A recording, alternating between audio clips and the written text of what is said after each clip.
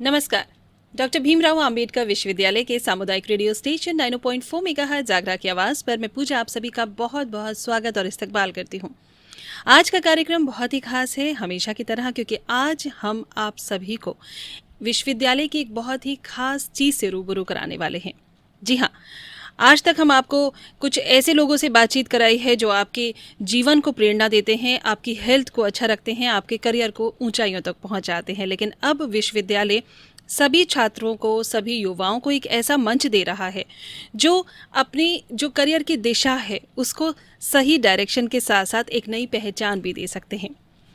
जी हाँ, Swami Vivekananda incubation centre, doctor Bhimrao Ambedkar विश्वविद्यालय का ये सेंटर, ये एक ऐसा केंद्र है जो विद्यार्थियों के नवाचार को, उनके स्टार्टअप को, उनकी उद्यमिता को, विचारों को साकार कर रहा है, उनके सपनों को नए पंख दे रहा है।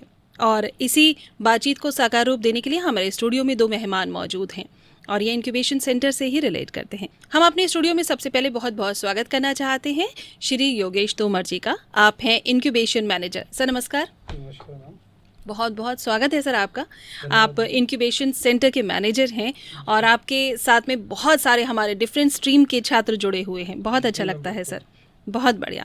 साथ ही साथ एक और जो बहुत ही बढ़िया पर्सनालिटी हमारे साथ हैं वो हैं इंक्यूबेशन सेंटर से जो एक हमारी छात्रा हैं, हमारे डिपार्टमेंट ऑफ लाइफ साइंस की एमएससी की छात्रा, जिन्होंने अभी अपनी पढ़ाई कंप्लीट की है, लेकिन उसके दौरान ही उन्होंने अपना एक स्टार्टअप शुरू किया वाउच के नाम से और अब वो उसको एज अ बिजनेस एंटरप्रेन्योर के तौर पे चला रही हैं और बहुत अर्निंग कर रही हैं। हेलो अनन्या, कैसे हैं आप? Ma'am thank you so much ma'am, बहुत अच्छी हूँ मैम। बहुत स्वागत है आपका हमारे स्टूडियो में और बहुत खुशी हो रही है। आप जैसे छात्री हैं जो हमें मोटिवेशन देते हैं, हमारे युवाओं को मोटिवेशन देते हैं। जी तो चलिए आज का कार्यक्रम शुरू करते हैं, देर नहीं करते। लोग चाहते हैं आपको सुने, आपको जाने। सर, सबसे पहला सवाल मैं आपसे ही करना चाहूँगी कि आप हमारे श्रोताओं को, हमारे दर्शकों को ये बताइए कि Swami Vivekananda incubation centre, doctor Bhimrao Ambedkar विश्वविद्यालय का जो है, इसकी स्थापना कब हुई, स्थापना का क्या उद्देश्य और ये किस तरह से काम करता है? इसकी स्थापना सन 2022 में हुई थी और इसका मुख्य उद्देश्य है बच्चों को एंटरप्रेन्योर बनाना, जिसमें कि बच्चों को एक विज़न है होता है, उसको एक मॉडिफाई करा के पूरा उनके जो आइडिया होता है उसको एक मॉडिफिकेशन करा के उनको एक बिज़नेस रोल मॉडल बनाना। बहुत अच्छा। और ये सपना सबसे पहले देखा हमारी माननीय कुलपति प्रोफेसर आशु रानी जी ने। जी हाँ, सन 2022 से पहले ही ये सपना वो देख चुकी थी, लेकिन जब वो विश्वविद्यालय आई तो उन्होंने सोच ही लिया, ठान ही लिया कि मुझे कैसे भी करके बच्चों के सपनों को उड़ान देनी है, इन्हें पंख देने हैं, और उन्होंने स्थापित किया विश्वविद्यालय में स्वामी विवेकानंद इंक्यूबेशन सेंटर। अब अनन्या, हम आपसे बात करते हैं। शुरुआत हो चुकी है इंक्यूबेशन सेंटर की, आप एमएससी की छात्रा ही हैं और आपका जो ब्रांड है, जो आपका स्टार्टअप है, उसका नाम है वाउच। जी मैम। तो सबसे पहले आप हमें ये बताइए कि स्वामी विवेकानंद इंक्यूबेशन सेंटर से जुड़ने का आपका ये ओवरऑल एक्सपीरियंस कैसा रहा? ये मंच जो है जिससे आप आगे बढ़ पाए हैं, इससे आपकी ओवरऑल पर्सनैलिटी में क्या निखार आया है, क्या चेंजेस आए हैं और कैसा आपका करियर है अब?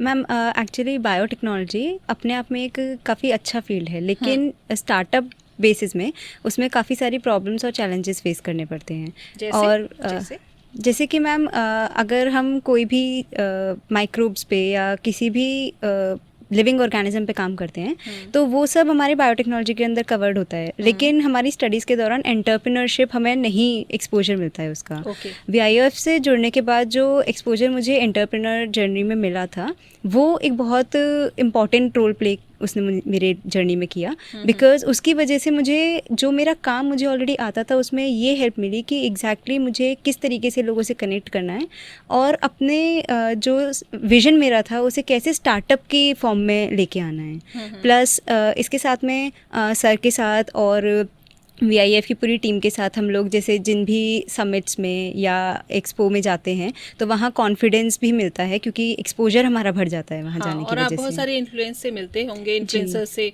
और उनसे सीखते भी होंगे तो आपको मोटिवेशन मिलता होगा। जी मैम। तो जब आप अभी आपका एमएससी कंप्लीट हो गया है बायोटेक्नोलॉजी में, जब आप ये कर ही रही थी तो क्या आपने सोच लिया था कि मुझे एक बिजनेस वुमेन बनना ही है? मैम एक्चुअली विजन था बट उसे एग्जीक्यूट करने का प्रॉपर रोड मैप नहीं था, लेकिन जब मुझे वीआईएफ के बारे में पता चला और मैं वहाँ से कनेक्ट हुई तो उसके बाद जो रोड मैप मुझे मिला तो वहाँ से मुझे ये कॉन्फिडेंस आ गया कि अब ये चीज़ करनी है। वीआईएफ यानी कि स्वामी विवेकानंद इंक्यूबेशन सेंटर किस तरह से शुरुआत किया आपने, कैसे जुड़ी, कौन सा पेपर वर्क किया या किस तरह से काउंसलिंग हुई, थोड़ा बताइए। जी, सबसे पहले मुझे वीआईएफ के बारे में पता चला था क्योंकि हमारे यूनिवर्सिटी में एक प्रोग्राम हुआ था जहाँ पर इसके बारे में इंट्रोड्यूस किया गया था सबको। बिल्कुल।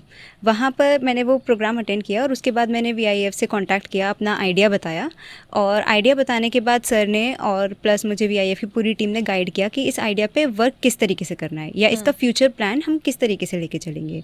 जब मैं यहाँ गई थी तो मेरे पास सिर्फ एक रफ कॉन्सेप्ट नोट था, लेकिन उसके बाद ये पूरा एक प्रॉपर विजन में डेवलप मेरा वीआईएफ के थ्रू ही हुआ।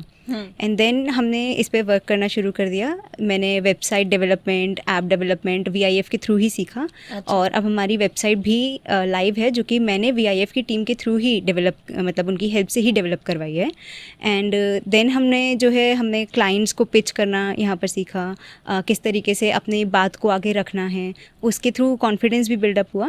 एंड देन हमारा जो है अब फाइनली हमारे पास क्लाइंट्स आने शुरू हुए और ये स्टार्टअप एक्चुअली में आगे वर्क कर रहे हैं। बहुत बढ़िया। तो पहले की अनन्या मित्तल और आज की एक एंटरप्रेन्योर अनन्या मित्तल में क्या फ़र्क है? मैम एक्चुअली कॉन्फिडेंस का तो काफ़ी फ़र्क आएगा ही, बट साथ में जो एक वेग आइडिया था सिर्फ दिमाग में कि ये चीज़ हो सकती है, अब उसको एक प्रॉपर डायरेक्शन मिली हुई है एंड हम उस डायरेक्शन में वर्क कर रहे हैं।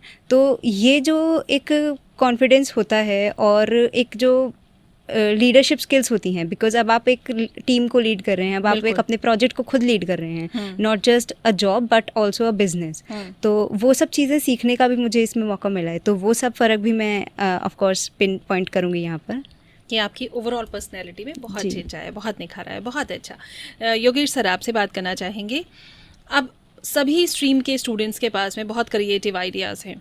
जी। आपके पास बहुत सारे बच्चे आते होंगे, बहुत छात्र आते होंगे, बहुत सारे आइडियाज़ आपके पास लाते होंगे, तो आप कैसे सिलेक्शन कर पाते हैं सर कि ये आइडिया बहुत अच्छा है, इस पे आगे काम करेंगे तो सक्सेसफुल होंगे, और किसी बच्चे को आपको ना भी कहना पड़ता होगा, तो किस तरह से कहते हैं जिससे वो डिमोटिवेट भी ना हो? हम बच्चे हमारे पास जो आइडिया लेके आते हैं, हम बच्चे को डीमोटिवेट कभी नहीं करते मैम। हमारे पास बच्चा आता है अपना आइडिया लेके, उस आइडिया में हम लोग उसको और मॉडिफाई करते हैं कि उस आइडिया से बच्चा और कितना आगे जा सकता है। जैसे कि एक एग्जांपल मैं आपको दे सकता हूँ कि हमारे एक स्टूडेंट था सीएस का, वैभव अरोरा। वो स्टूडेंट आया था हमारे पास एक अर्बन क्लैब जैसी कंपनी बनाने के लिए। बट वो टाइम उसकी सिर्फ विजन में वो था कि मुझे वैसी कंपनी बनानी है। अच्छा। आज उसने जो अपना डायल नोवा स्टार्टअप बनाया है, और आज उसने इतनी सारी सर्विसेज जो अर्बन क्लैब जैसे कई कंपनी नहीं दे पा रही, वो सारी सर्विसेज वो उस ऐप में लेके आया है। क्या बात है। तो इसी तरीके से हम लोग बच्चों को डीमोटिवेट नहीं करते, बच्चों को मोटिवेट करके हम लोग ये सिखाते हैं कि आपका जो विज़न है उस विज़न को हम लोग और हाई लेवल पे लेके जाते हैं। बच्चों को मना भी करना पड़ता है हम किसी का आइडिया है, क्योंकि हम लोग ये नहीं चाहते कि हम बच्चे की कंपनी बने, बच्चा लॉन्ग आगे तक वर्क करे, उसके बाद उसको ये बोला जाए कि अब ये वर्क नहीं कर पाएगा। क्योंकि हम लोग स्टार्टिंग में ही सबसे पहले हमारा विज़न ये होता है कि बच्चे से पहले हम उस स्टार्टअप का विज़न आगे लेके चलते हैं कि वो स्टार्टअप को हम लोग कितना आगे तक रन कराएंगे। सर, आजकल के बच्चे नटखट भी बहुत है, तो सोशल मीडिया से, चैट जीपीटी से आइडिया लेकर भी आपके पास आते होंगे? जी मैम, बिल्कुल आते हैं। तो मैम वो आइडिया लेके आते हैं, तो उस आइडिया में चैट जीपीटी भी आपको प्रॉपर आइडिया जो देगा उसमें फिर हम मॉडिफिकेशन कराते हैं। चैट जीपीटी भी हर एक आइडिया को अच्छे से डिस्क्राइब नहीं करके दे सकता आपको। बिल्कुल। तो हमारी यानी जो आप उसको राहत दे देते हैं, जी चाहे वो हाँ। कहीं से भी आइडिया लेकर आए, चाहे छोटा ही लाए, चाहे गड़बड़ी बदमाशी में लाए, लेकिन आप उसको साकार रूप देते हैं और उसको मोटिवेट करके आगे बढ़ाते ही हैं। जी मैम, देखिए हम आइडिया तो बच्चा नटखटपन में ही लाता है। जब आप इनोवेटिव क्रिएटिव नहीं होंगे तो आपके पास आइडिया आएगा ही नहीं। सिंपल आप पढ़ाई करोगे तो आपके पास आइडिया नहीं आएगा। वो बच्चे जो क्रिएटिव होते हैं उनके माइंड में ऑलरेडी बहुत सारे डिफरेंट आइडियाज़ घूमते रहते हैं। हाँ। तो वो आइडियाज़ वो लेके हमारे पास आते हैं, तो हम उन आइडियाज़ को फिर जस्टिफाई करते हैं कि क्या ये आगे कैसे वर्क करेगा, इस पर किस प्रॉब्लम को ये सॉल्व कर रहा है वो स्टार्टअप।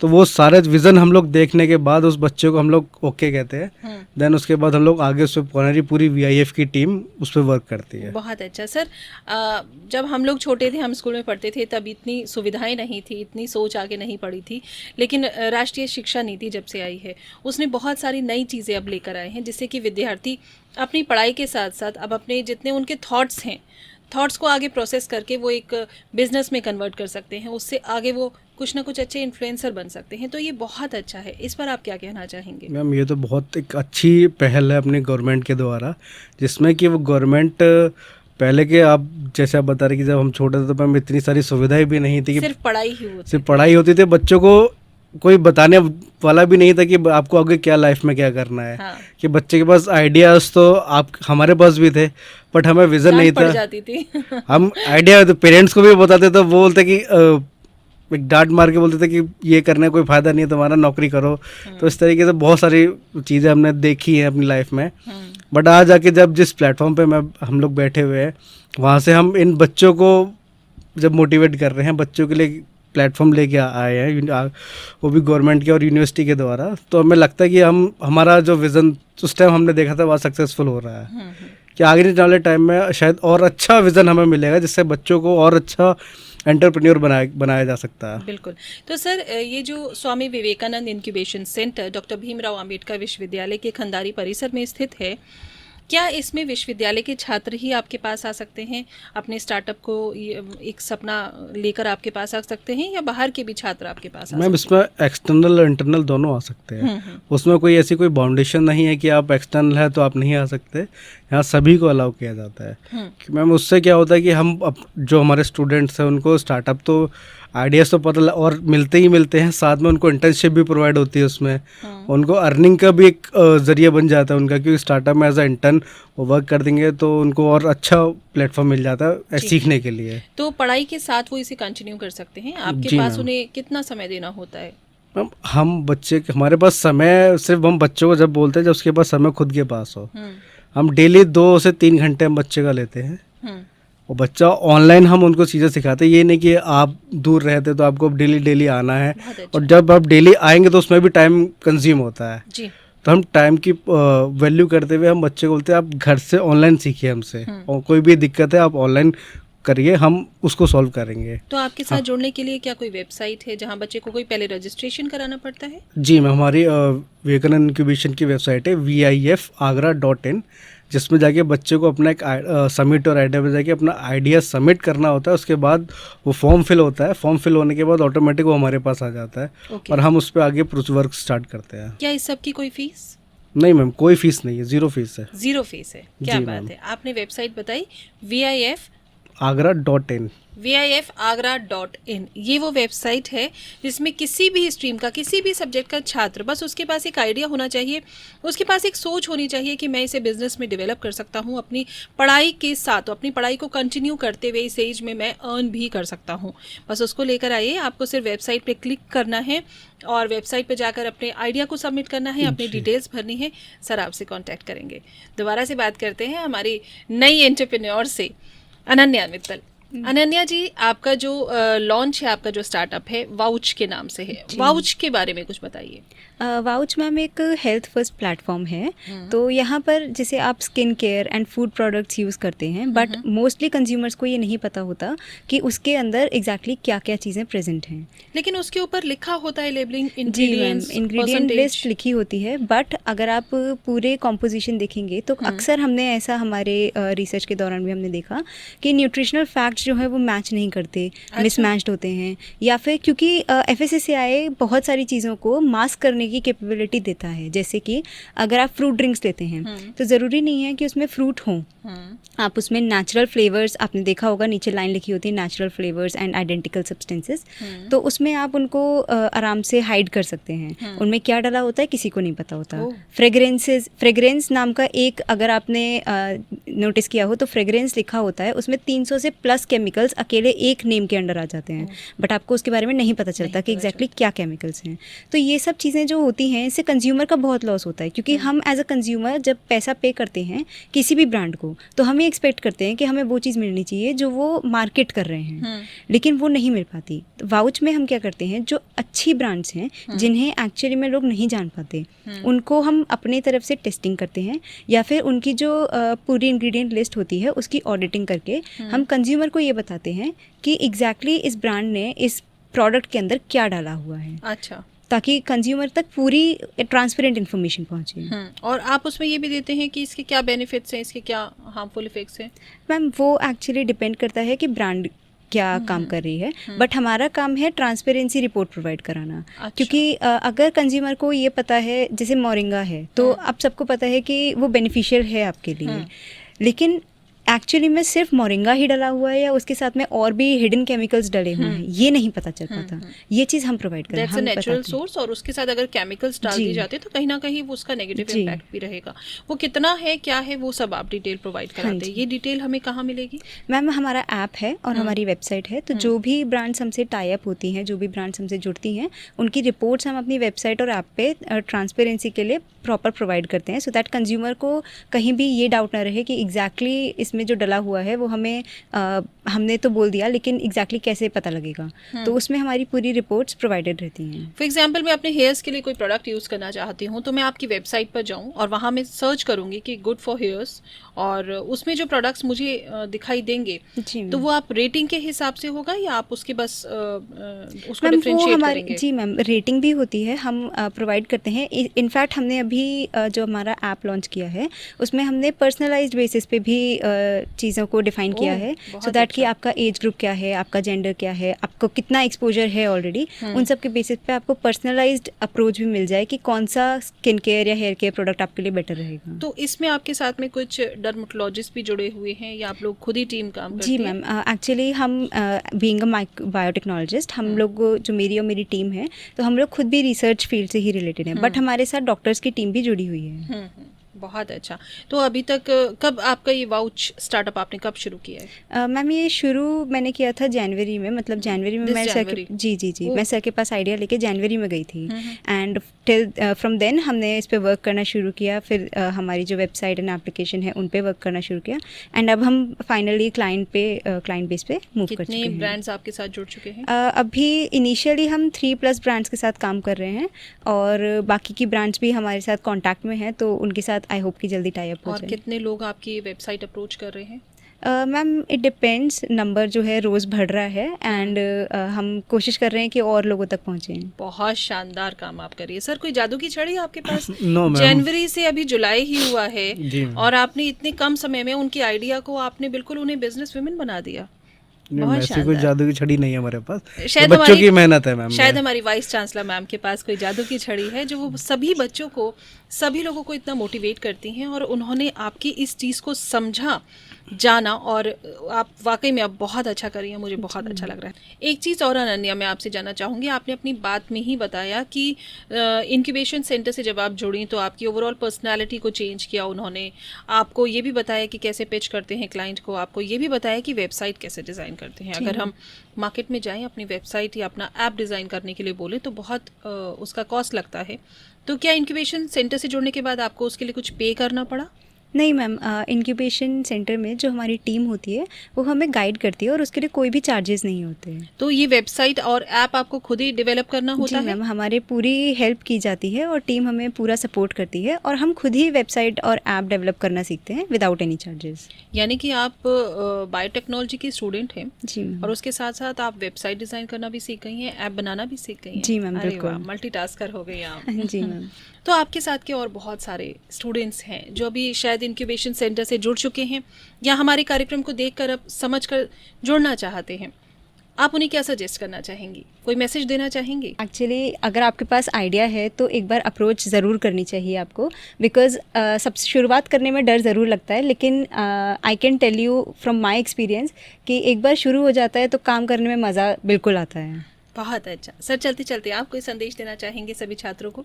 हम सभी छात्रों के लिए यही संदेश है कि वो आएँ और VIF से जुड़े और अपने आइडियाज़ को एक नया विज़न दें, जिससे कि वो आगे चल के एक बड़ी अच्छे से अच्छे बिजनेस पर्सन बने और अच्छे प्लेटफॉर्म पे जाएं और लोगों को एक हाई लेवल पे लेके जाए। बिल्कुल, बहुत अच्छा। तो चलिए इन्हीं अच्छी बातों के साथ हम आपसे इजाज़त लेते हैं, लेकिन आपका बहुत बहुत शुक्रिया करना चाहेंगे सर, आपने अपना कीमती समय हमारे साथ निकाला। ठीक है, thank you ma'am. Ananya Mittal, all the very best बच्चे, आप बहुत राइज करोगे और मैं आपको चाहती हूँ कि जब आप एक बहुत बढ़िया अवार्ड्स लेकर एक बिजनेस वुमेन बन के आओ तब आप दोबारा से हमारे स्टूडियो में आओ और लोगों को मोटिवेट करो। Thank you thank so you so much, much ma'am. For being with us. Thank you so much ma'am. तो इन्हीं अच्छी बातों के साथ हम फिलहाल आपसे इजाजत लेते हैं, लेकिन आप जरूर जुड़िएगा डॉक्टर भीमराव अंबेडकर विश्वविद्यालय के स्वामी विवेकानंद इंक्यूबेशन सेंटर से। वेबसाइट सर ने आपको बताई, इस पर आप जाकर फ्री ऑफ कॉस्ट अपना आइडिया सबमिट कीजिए बच्चों। उसके साथ ही साथ आप जुड़ जाइए और अपने सपनों को साकार होता खुद देखिए। फिलहाल पूजा को दीजिए इजाजत, नमस्कार।